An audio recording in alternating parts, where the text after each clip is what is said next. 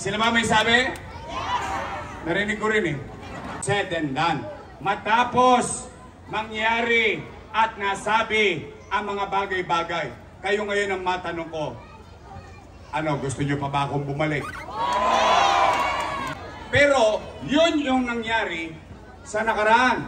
Eh, ipabalik tayo. Ano naman ang gagawin ko sa kinabukasan?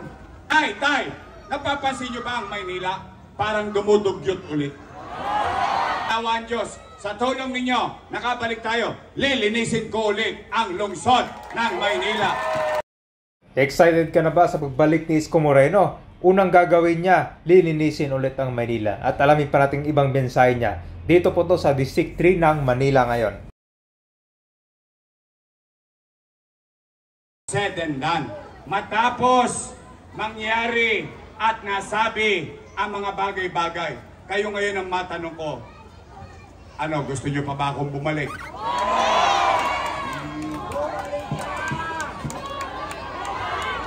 Bakit sinaansyaw ko lang ako, ha?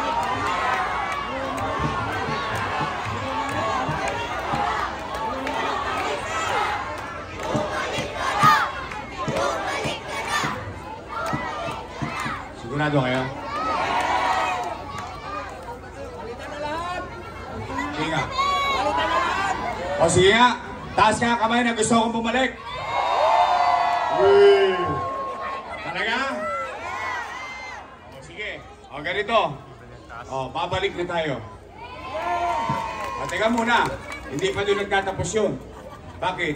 Yung kinuwento ko, yun yung kwento na may kwenta. Pero yun yung nangyari sa nakaraan. Eh, ipabalik tayo. Ano naman ang gagawin ko sa kinabukasan? Di ba dapat na marinig niyo yun? Hindi lang sa akin, pati sa kanila, at pati doon kay yan ang tapat at totoo.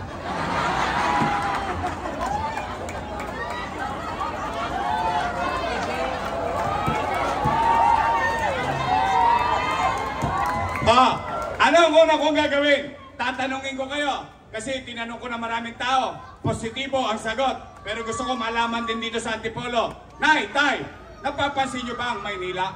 Parang dumudugyot ulit. Talaga? Totoo? Nararamdaman nyo? Nakikita nyo? O nay, pumanatag kayo. May awa ang Diyos. Sa tulong ninyo, nakabalik tayo. Lilinisin ko ulit ang lungsod ng Maynila. Kanina nga papunta rito Galing akong Abinida, numangka ako dito sa Antipolo. Tuwan-tuwa ako para sa inyo Bakit? Ngayon ko lang nakita, ito real talk tayo Real talk, ang tatagal na natin dito sa Blooming Treat. Sumasakay ako rito, Divisoria, Blooming Treat, Balintawak. Dito lagi ang babaan yan. Ngayon ko nakita, liwa-liwanag ng kanto Naalala nyo yan? Lahat ng intersection ng LRT nilagyan ko ng ilaw. Tama ba? Na-appreciate ko. Bakit? Kahit paano buhay pa yung alaala ng nakaraan. Kapaki-pakinabang ba sa driver yan? Sa lalakad? Exactly my point. English yun. Pangalawa kong gagawin. Kayo ulit ang tatanungin ko. Nay, tay, napapansin nyo ba? Nagpapalikan na naman ang mga tulongge sa Maynila. Nagkalat na naman ang kriminal. Snatcher, holdupper, solving boy. Saan ka nakakita? Tanghaling tapat, Abinida. Ordinaryong jeepney driver, naghahanap buhay.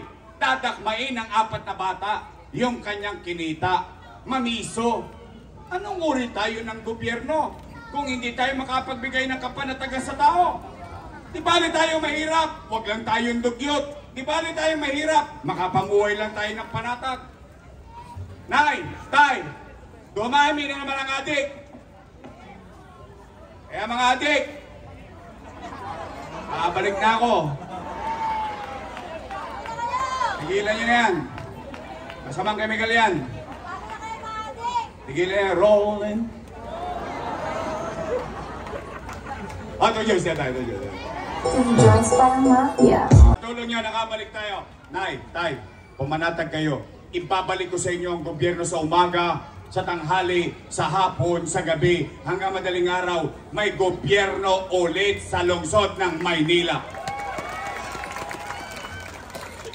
Habang natutulog kayo, panatag ang isipan ninyo dahil alam ninyo madaling araw na nag-iikot pa si Yorme. Kaya mga talongges, 34 days na lang. Sabi nga ni Freddy Aguilar, magbago ka, magbago ka, nang di ka magsisi sa huli. Ano, Paul, pwede na ako? Pangatlo kong gagawin. Pangatlo at huli. Wala na. After this, anong gagawin ko? Ibabalik ko MBN. Bakit? Yun ang susi ng tagumpay ng syudad na to. Bakit? Paano ko nasabi? Yun ang ginawa ni Lee Kuan Yew to address minimum basic needs. Housing, education, healthcare, jobs. Yung apat lang na yun, tataas na ang antas ng pamumuhay ng tao. Maganda ba, Singapore? Bulok yun. Ako na nagsasabi sa inyo, bulok yun. Dugyot. Ang kriminal doon, 5-5. Ang opium nung araw doon, pinapala. Pero tingnan nyo ngayon, dahil sa pamumuno ni Lee Kuan Yew. Maganda ba Singapore ngayon? Maganda? Sino nakapunta na Singapore? Sinong hindi pa nakapunta sa Singapore? Umpisahan nyo na, malayo-layo yun. Because I do believe, hindi ko kayo mapapayaman o anumang uri ng gobyerno.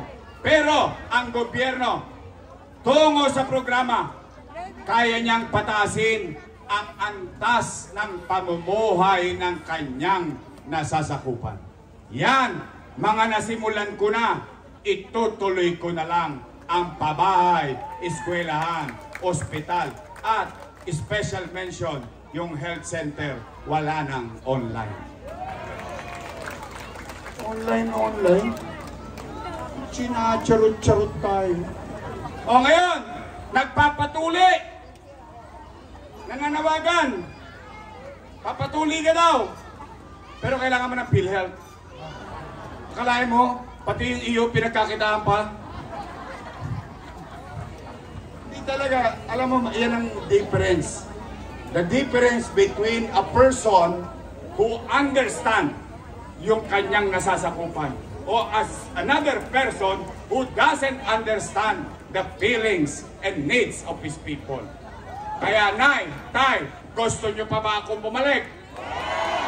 Special mention lang. Pasensya muna kayo mga bata. Mga batang Maynila, ito special mention ko lang para sa mga minamahal ko, pinakapaborito kong lolo't lola, nanay at tatay ng mga senior citizen.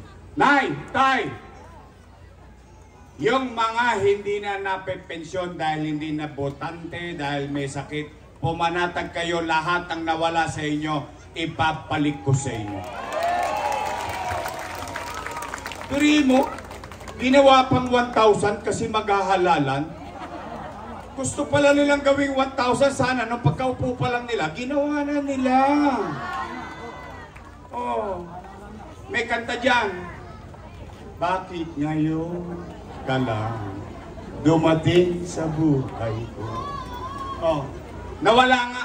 May 1,000 ka nga, nawala naman yung cake. May 1,000 ka nga, wala ka namang vitamins. May 1,000 ka nga, wala ka namang insure. May 1,000 ka nga, wala ka namang black rice. Binawi din. Tinamad, binigay na lang yung chapi.